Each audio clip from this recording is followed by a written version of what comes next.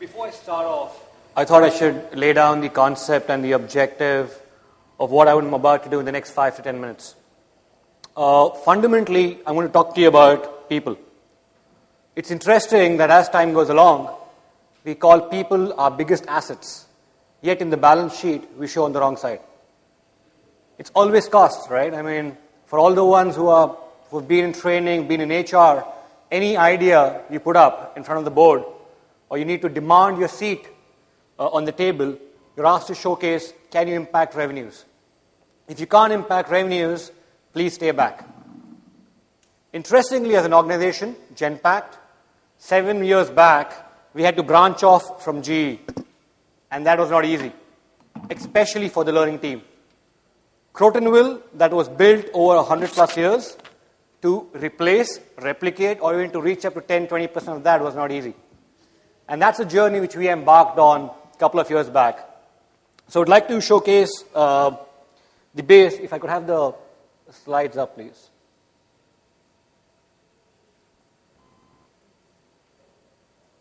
Thank you.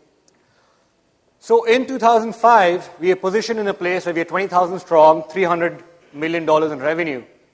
Today, we're close to $1.6, $1.7 billion of revenue and over 60,000 people. That's growing at about 6,000 to 7,000 people every year. Building people was the biggest challenge we had. And we knew that if we did not work on this challenge now, we would not have an organization 4 to 5 years later.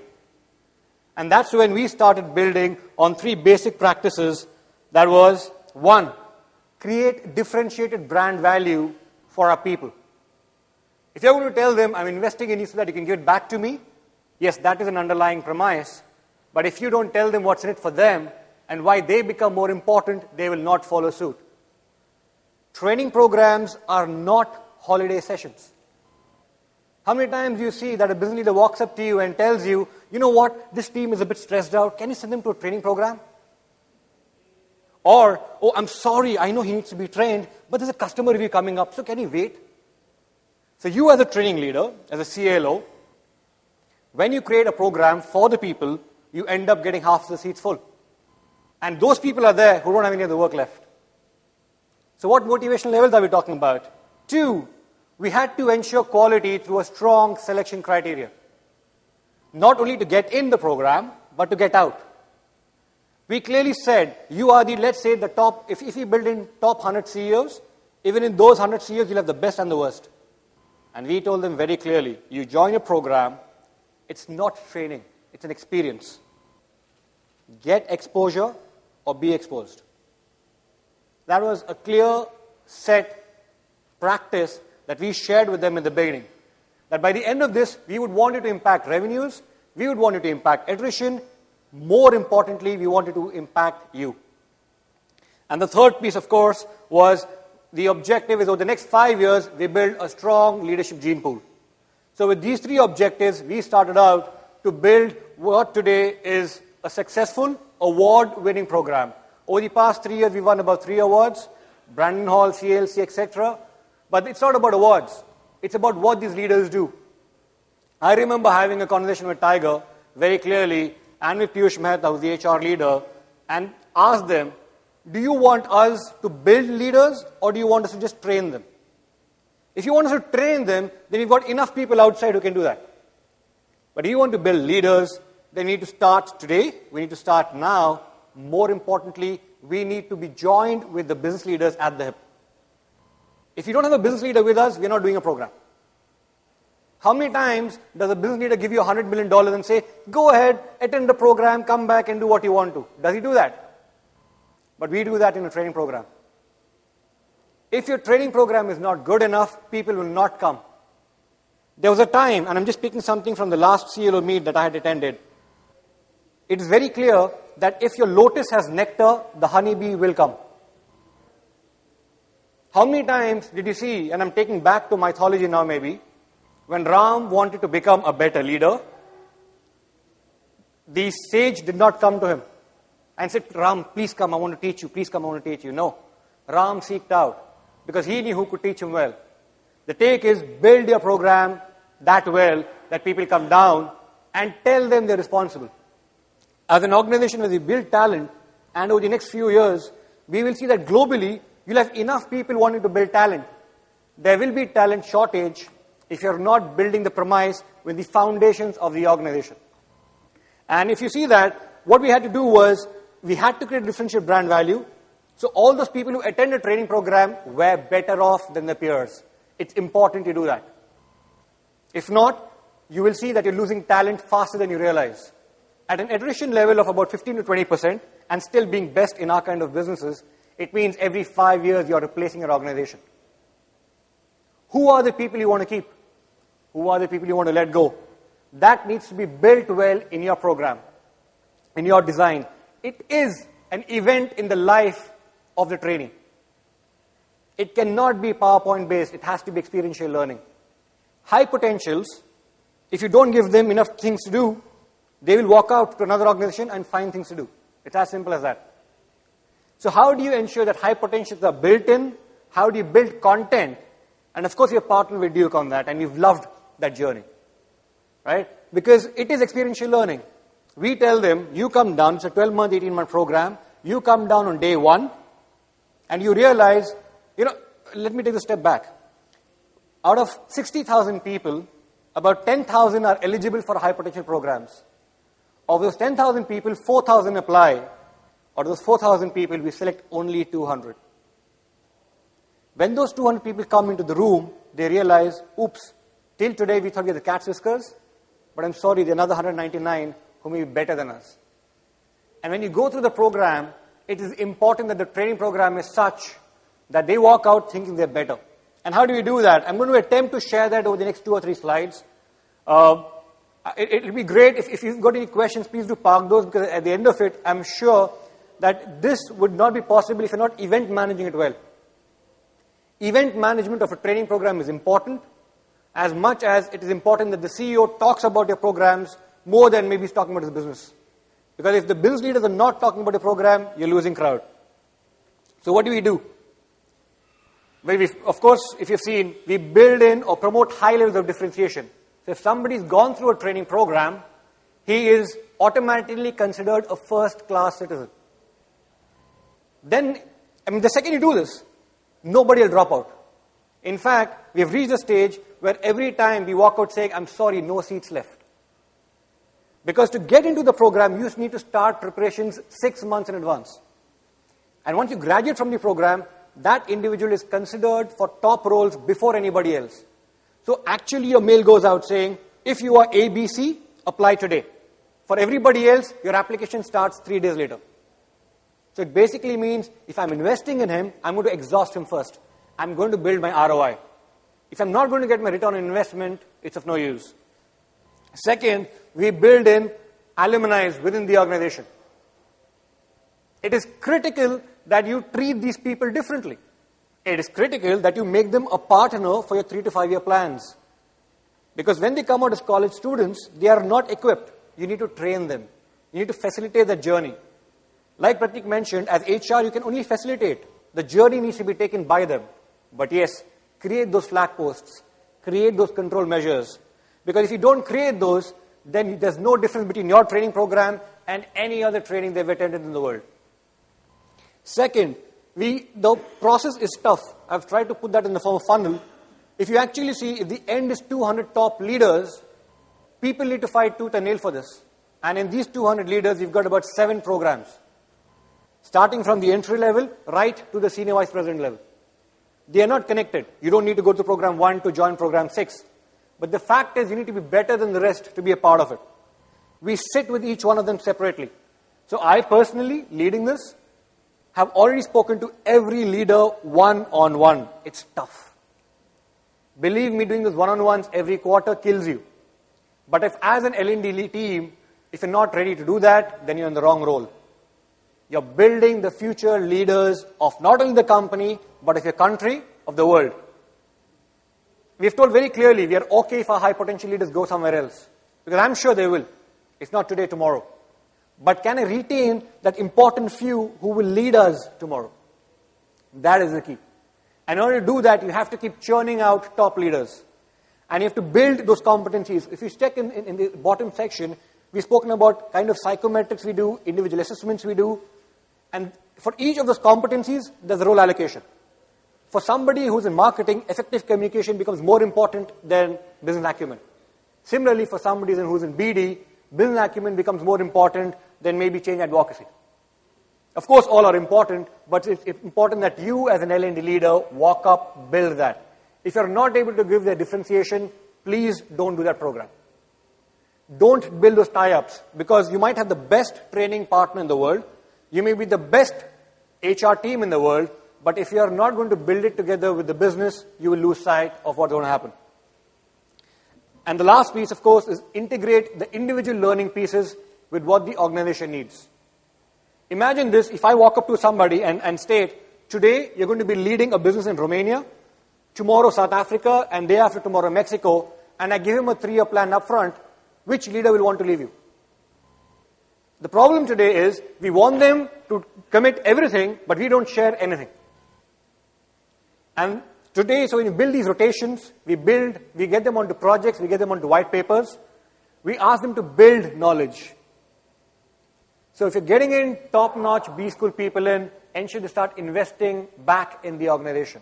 They love building organizations. Gen-wise, in fact, in Gen X, they love building legacies. It's about getting their individual alignments to what the organization needs. If you start talking organization first, individual later, they will walk out. This generation is not here to come down and work for world, for the benefit of mankind. No. You need to showcase their benefit first. And that is the key that we've tried to build up across every program. Joins in on 0 month, he starts off doing bungee jumping on day 1. Day 2, we let him off in the wild and ask him to do rappelling. That's when all these pseudonyms or all these concepts of I'm the best jump out of the window. You want him to be a leader? Ask him to jump 10 feet. He says, no, I'm scared. We say, exactly right. You will face this tomorrow. If you can't jump now, tomorrow those 200 people behind you will not jump. As Pratik mentioned, gone are the days of saying, do it because I said it. Today is the time when you need to do it with them. If they don't see you doing it, they will never do it. So that's how we start off. And then, of course, we've got finance, we've got people, we've got strategy, but we start off by putting his thought process first. And over the next 1 year to 18 months, we help them realize that. So at any given point of time, me and my team are talking to 500 top leaders of the organization. And of course, the result of that is also fantastic ROI studies. So we've done an ROI study. Many people actually tell, it's tough to show me your returns. We've proved it to the business that for every $10,000 they invest, the participant brings them back $300,000 of business. We've done this with Crotonville and Linkage Consortium. We did this for 300 leaders across the organization, studied them for a year. Interestingly, the attrition rate of these people is down to 1%. Their teams, not more than 1% leave them. Why?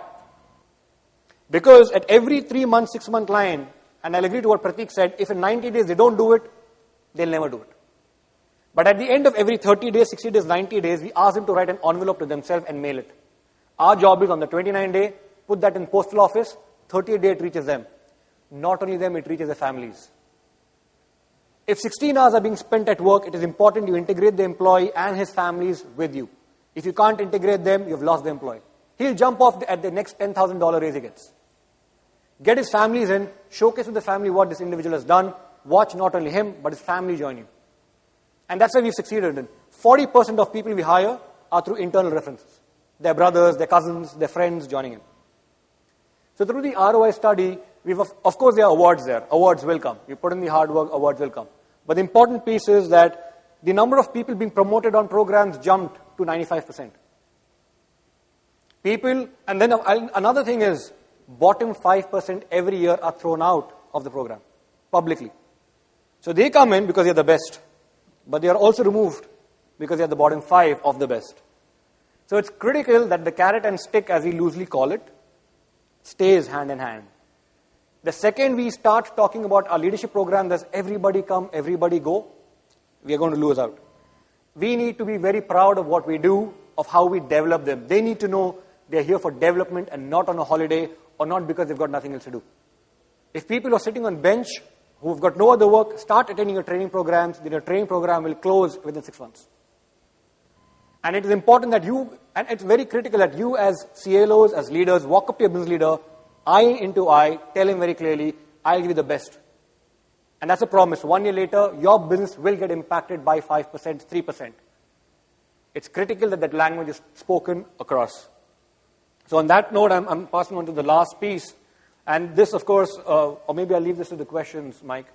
The key is that when you're building people in, ensure you're taking a 3-prong approach. 1, invest in the individual first. 2, with the help of the individual, build a knowledge bank in your organization. So that when the individual, if at all, moves out, the knowledge has already been passed on. And number 3, reward negatively and positively when the deed happens. Don't wait for an event when the CEO walks down so that you can give him the award. At the same time, don't fail to punish him, and I'm using this word consciously, when he does a mistake. Because the second you allow a bad person to get away with something, you're telling the other 99 people, you know what, you're a fool for doing this because this guy can get away. So please ensure that these 3 things are done regularly when you're building training programs and you're taking care of talent, because today's talent is not here for the sake of a job. Many of them will stay with you if you're giving them careers. We've seen that over the past 5 years. The second you're selling careers, people are staying. The average age of my program, people in my programs are about 7 to 9 years in the organization, and that's a long time, keeping in today what's happening today. They don't jump at the next 20% hike they get. But the key is you need to tell that individual up front, you are important, and this is how we portray it. So that's all I have to share from my perspective, the journey we've gone through the past 6 or 7 years. Hope that story made some sense to you. Thank you.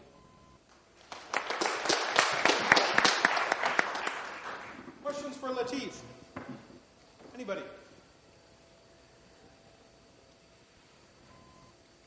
This one? Looks like I have a mic, so I'll run it. Hi. Okay, I don't know whether I heard wrong, or so pardon me if I asked the question wrongly. See, you said something about the organizational objectives coming alive later on to the individual. So are you saying that are they retrofitted? Because, you know, in what I have seen and what we have done in QAI, where I come from, is about, you know, kind of having the critical CTQs, which are objectives of the company, being built into the projects. I mean, I'm talking about projects as project, not really as work. So is it a kind of retrofit that is done, or consciously you kind of train them to a level so that, you know, they connect to the objectives that you want? So I mean, just wanted a bit clarification on that. Sure, thank you. To be honest, every business wants to grow. That's the bottom line, right? And we talk about market share, customers. The key is, we found out that if internally the employees are not happy, the customers and the market share drop. And I'll give you an example of that. When we build our leaders, they walk up in front of a customer. Many a times we have seen that they don't know what to talk. They start talking about the weather.